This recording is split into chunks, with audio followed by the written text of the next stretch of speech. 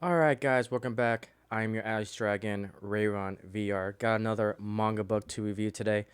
We've got Sailor Moon Volume 3. So let's go ahead and crack this open and we'll look into, again, wonderful art. Very colorful here.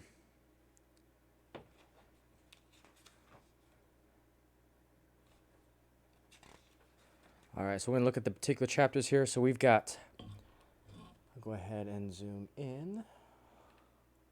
Alright, so your particular chapters here, we've got Enemy Queen Metallia, the final battle of reincarnation, conclusion and commencement, infiltration, Sailor Mars, and abduction, Sailor Mercury. So we left off on volume 2 with Tuxedo Mask getting abducted by Queen Beryl.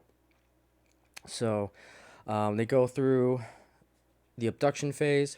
Sailor Moon definitely wants to get Tuxedo Mask back, and they kind of know that Queen Beryl is the one that's kind of behind the scenes doing everything. And we start to have our fight here. And just when we think that Sailor Moon is going to be, defeated, we start to see this big bad enemy as Queen Metallia. Metallia is kind of the big bad of this particular volume, and they need to go and defeat them essentially. So basically, when all hope is lost, looks like Queen Beryl is going to win. Sailor Scouts come together, and with the power of the sword that they received from the Moon Kingdom, Sailor Venus gets the killing shot on Queen Beryl. Now, this is definitely different from the anime, the 90s anime. All the Sailor Scouts were able to defeat Queen Beryl, or should I say the supercharged Queen Beryl from the anime. And I think the anime did a little bit job representing the fight with Green Beryl. It was definitely very memorable. It was definitely an ending that was very satisfying. It was nice to see all the Sailor Scouts. In the anime, I get kind of spoiler here. In the anime version, the Sailor Scouts is basically their soul because they were kind of defeated or taken away from the fights when they were going up against the henchmen of the Negaverse, the generals. But in the end, it was very memorable. And the way Queen Beryl is defeated here, it's just a sword from Venus. So I prefer the anime version of the ending versus the manga. But again, that's just personal preference. Also, Metallia, who is kind of the dark essence of, for the lack of a better phrase, in the Negaverse, the big bad. Not really mentioned as much in the anime. The anime, it was more called the Negaverse. Again, I have to watch it again just to remember, but it's more of the Negaverse type of essence, and really didn't have a name, and it kind of powered up Queen Beryl at the very end of season 1 in the anime. Versus here, it was a separate entity. So, yeah, um, Tuxedo Mask is still under control by this Queen Metallia, and you see a couple fights between Sailor Moon and Tuxedo Mask, and it's very grim. It gets to the point that Moon doesn't want, or Sailor Moon doesn't want to attack Tuxedo Mask because it's still under hypnotized power. But at the end of the day, they had to. She eventually gets Tuxedo Mask. If I remember correctly, takes a sword and saps him essentially. And then by the end of it, Sailor Moon also takes a sword to her, which is again very grim. It's very the best way to describe it is Romeo and Juliet. Um, it's definitely darker than the anime and kind of sad a little bit too. So, as basically Metallia was going to capture the two individuals, the crystal goes and protects the two Sailor Moon and Tuxedo Mask, and then we start to see a lot more lore of the good times of the planets, or excuse me, the oh man, blanking here. The silver is this, Silver Millennium. Was that Oh my goodness. But anyways, you get to see a little bit of the past where Sailor Moon was the princess, and you get to see the Moon Kingdom all built up and everything, and kind of the love interest between um, Tuxedo Mask and Sailor Moon. But as they go through, I'll kind of show you some pictures here. So this is where you kind of see them being all happy and so forth. Each one of the generals actually had love interest with a Sailor Scout.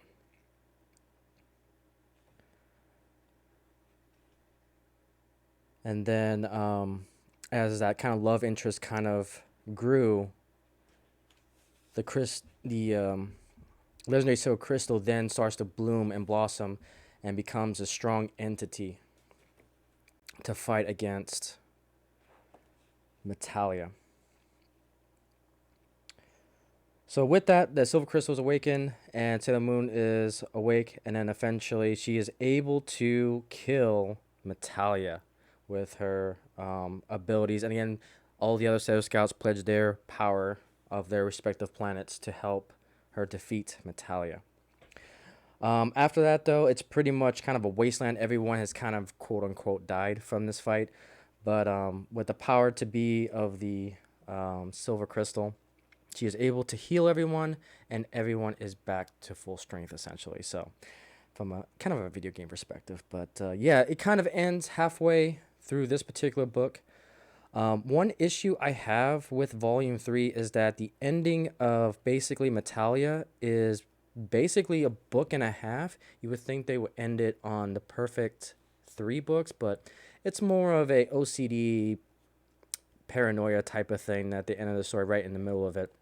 But what's interesting about this is that when I was reading Volume 3, the next villain kind of surprised me a little bit.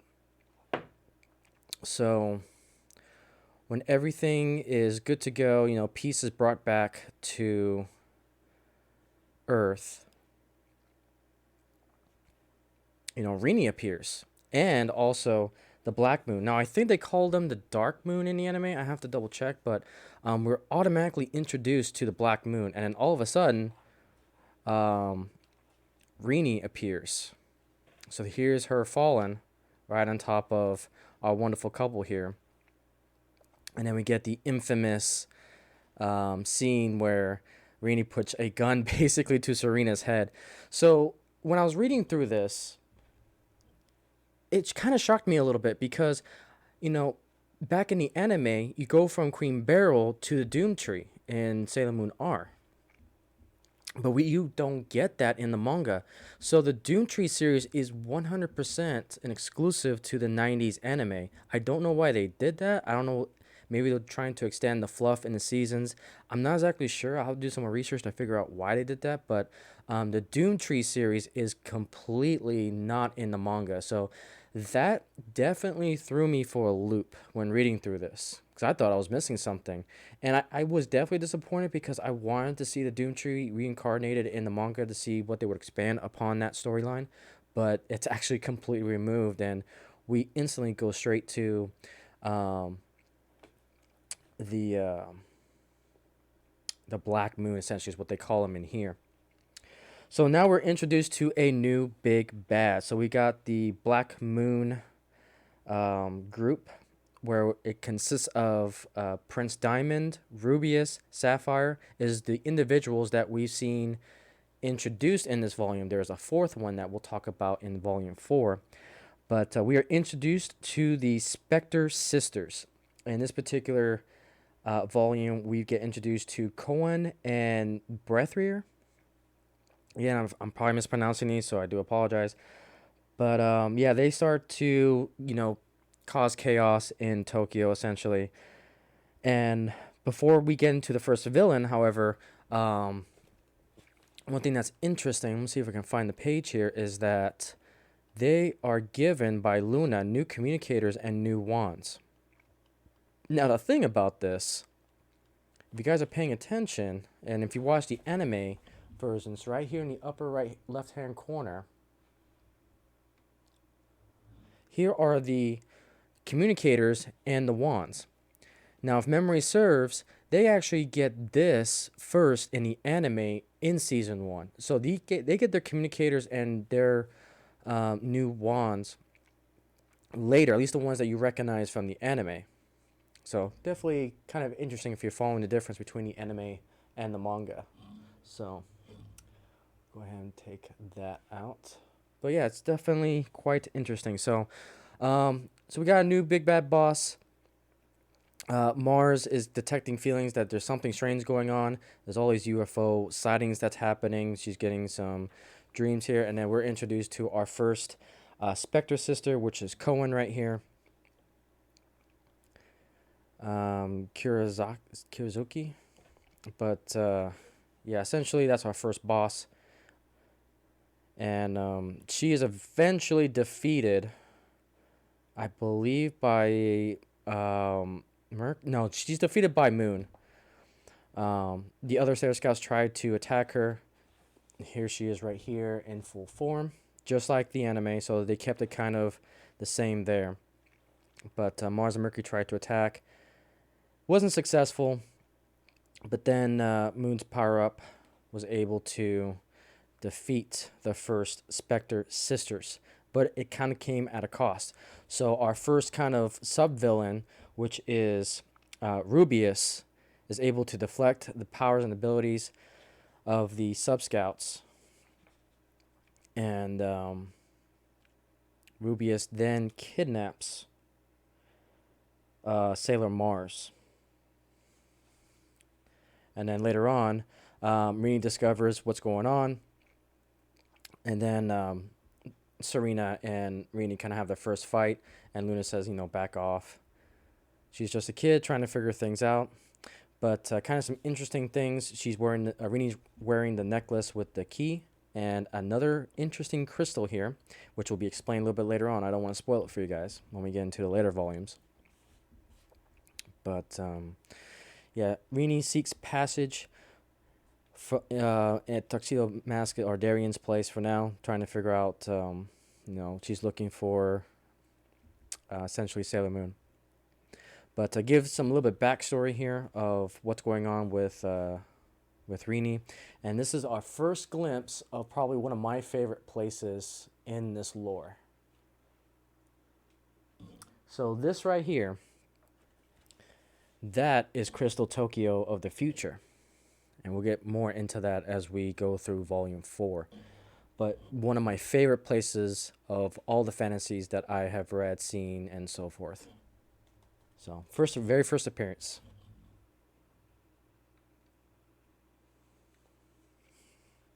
All right. But, yep. Darian tries to soothe Rini into what's going on.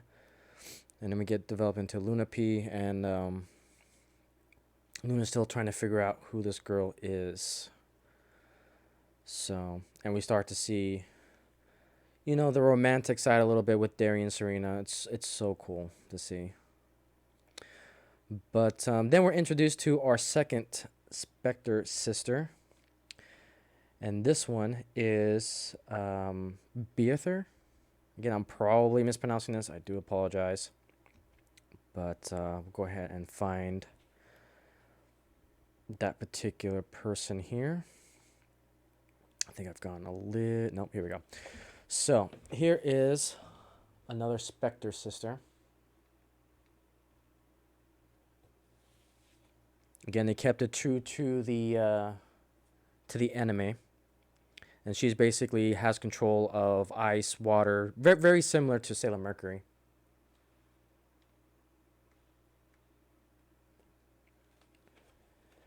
And so they begin to clash. And then they go into kind of their fight, but Beatrice, or Berthra, man, I can't pronounce these names sometimes, defeats Sailor Mercury a little bit, and it takes the power of Sailor Moon to destroy the second sister. But again, our main sub-boss here, Rubius, kidnaps Sailor Mercury. And that is where this volume ends.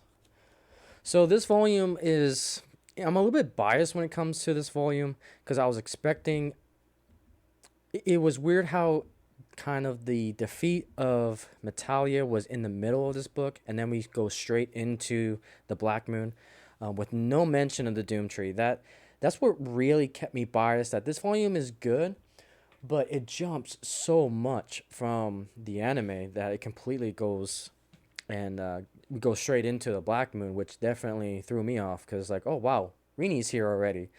Because I remember when I was watching the anime, it took some time to get to the Black Moon. There was a lot of episodes for the Dune Tree series that I was, because you had a lot of filler episodes with season one with Queen Beryl and the Negaverse, and then you had the Doom Tree of Star Sailor Moon R, and then they finally got into the Dark Moon, and that felt like a lot of episodes in between those. So I was quite surprised when we went straight from the Negaverse to the Black Moon. But again, very good volume, a lot of good lore, a lot of good love interest between Darien, Sailor Moon. The art is fantastic. The story is really good. Still one of my favorite franchises of all time. This volume, again, not the greatest. I prefer volume 2 because it was just so much more good lore when it comes to develop.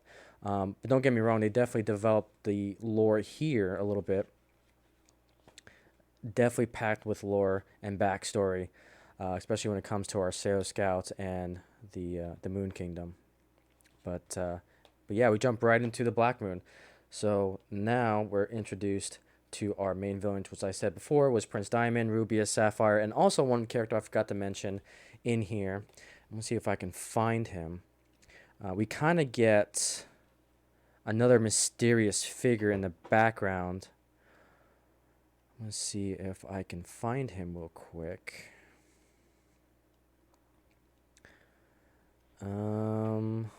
Let's see here. I'm kidding.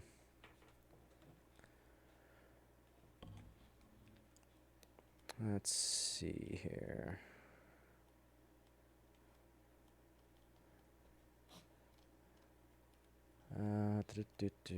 Let's see. I know. Right here. Oop. Hi, Pumpkin. Bless you. Okay. So right here, we've got this mysterious figure. Not much is said about him, but Prince Diamond said that he is the wise man. And that's all we know of this figure. Maybe we'll find out more on Volume 4. But with that, guys, that pretty much concludes kind of my overview of this particular volume. Again, this is just more of the top level information, just kind of summarizing some of the big talking points with this volume. There's a lot more detail, a lot more stories that I even begin to touch upon when it comes to these volumes. And I leave it that way, so that way you guys can actually experience it for yourself. But I really enjoy this volume. And yeah, there's really nothing much more to say about it. So I'll see you guys on Volume 4, and I'll see you on the next movie. Oh, excuse me, video. With that, take it easy, guys.